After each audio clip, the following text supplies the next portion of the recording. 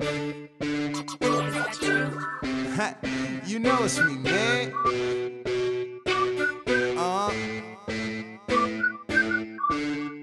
Jay's that you, and Nick Maples too. So I hope you guys noticed and are excited. What I got in my hands today is a Dayan Lingyun cube from CubeDepot.com. This was a DIY cube, and I built it myself, and also lubed it with Lubix. So the cube came in the mail about a week ago, and I did have a lot of time to have fun and see what this cube is really like. So we're gonna go through an in-depth review of how this cube is, and I hope you guys know the cube inside out. So let's get started. So first off, let's take a look at the exterior of the cube. These are not the original stickers that came with it. I really despise the stickers that come with the Dayan Guhong cubes or whatever they give us as the default sticker settings, because they're so dull and really nasty looking. So I replaced these all with CubeSmith stickers. And this, if you guys are wondering, the colors are bright orange, neon green, regular red, white, bright blue, and fluorescent yellow. A lot of people come up to me and they tell me, oh, well, I like the regular stickers that come with the cube, but those stickers can, they're pretty transparent, and once you stick it on, it turns dull and nasty looking on a black cube. But it's alright if you put it on a white cube. As you can see, my Alpha cube has the regular stickers, and it looks fine because it's white plastic and it doesn't make the stickers look dull and disgusting. So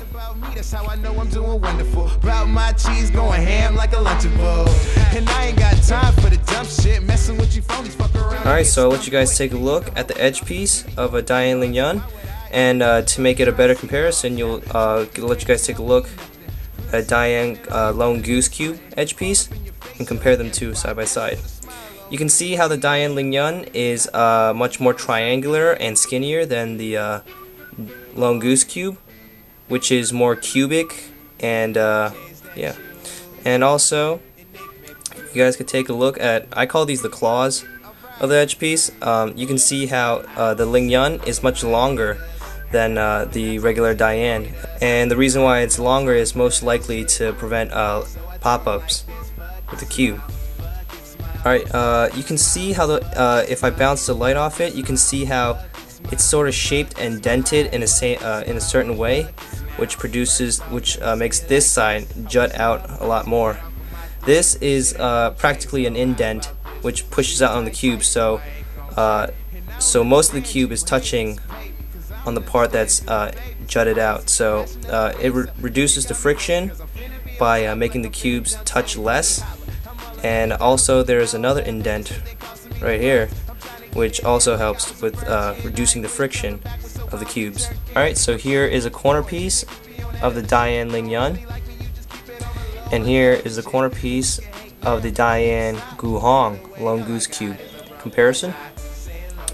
You can see right away how the arcs right here are much more steeper than the regular Dayan Guhong Cube, and you know, the crazy steeps right here helps with a lot with reverse corner cuts and also corner cuts. So this is a great improvement to the corner piece of the Lingyun cube for the Dayan series.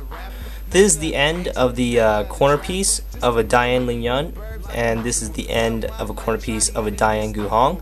The Dayan Guhong is more triangular, and you can see for the Dayan Lingyun, it's sort of cut off on the sides, but it's still sort of triangular.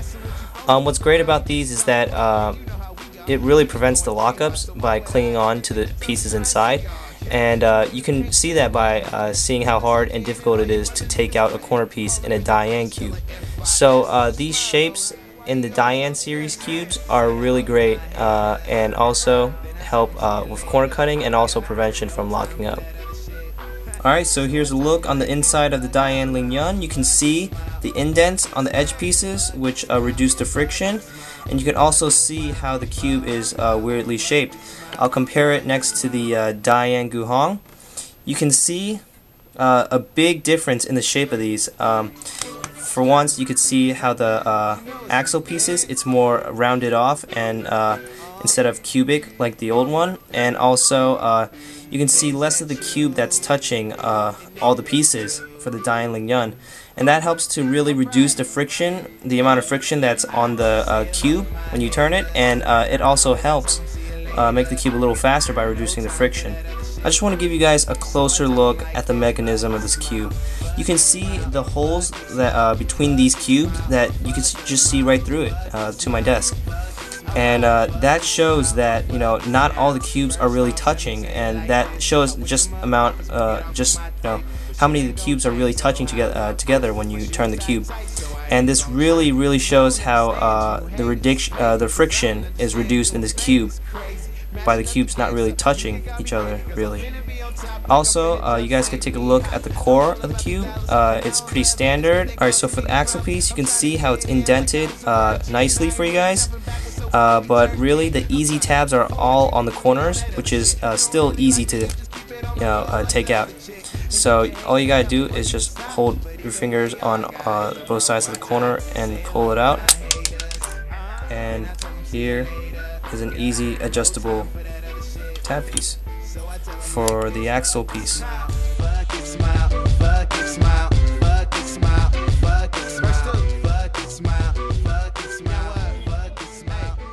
Alright, so I'll let you guys take a look at the corner cutting of the cube. As you can see, I'm lining it exactly 45 degrees, and it could cut that easily.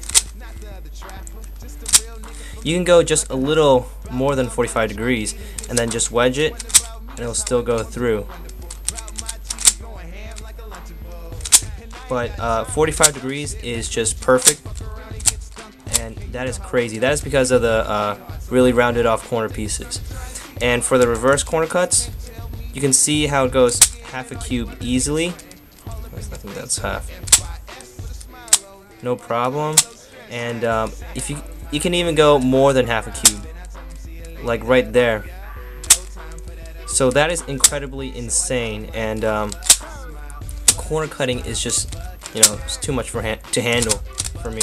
So that is amazing for the cube.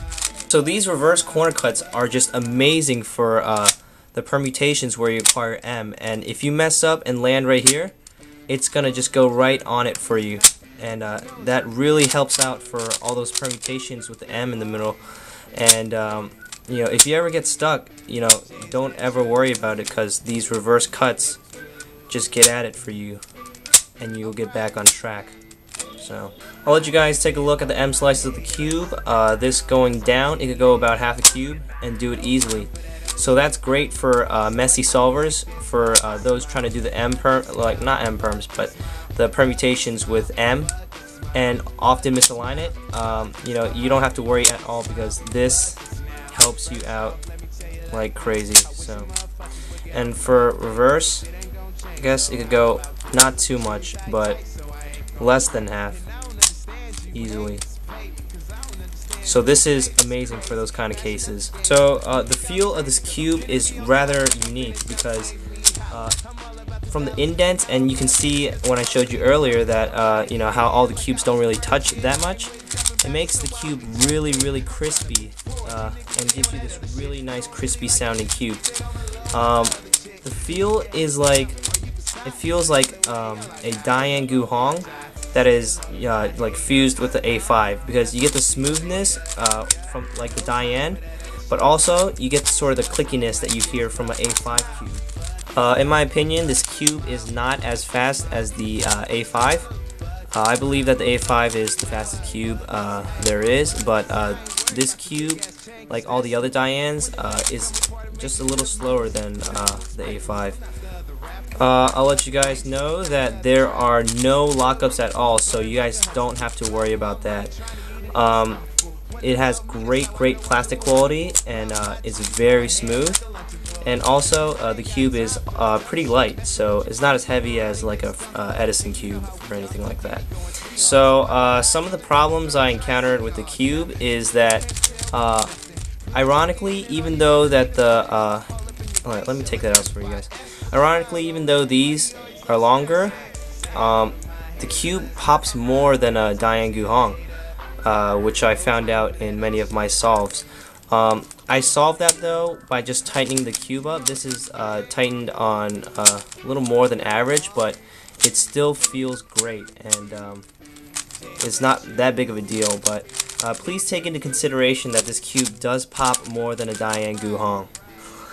But another thing about this cube that I didn't really like was that I Lubicked it, and it was amazingly fast at first, but if you play around with it for a week and like let it sit there and just chill and relax in the corner, you know, after like a week of use, the cube starts turning all slow again, and it feels like, you know, a lot of the lube is just you know, drying away, or you know, the cube starts getting sluggish after a week.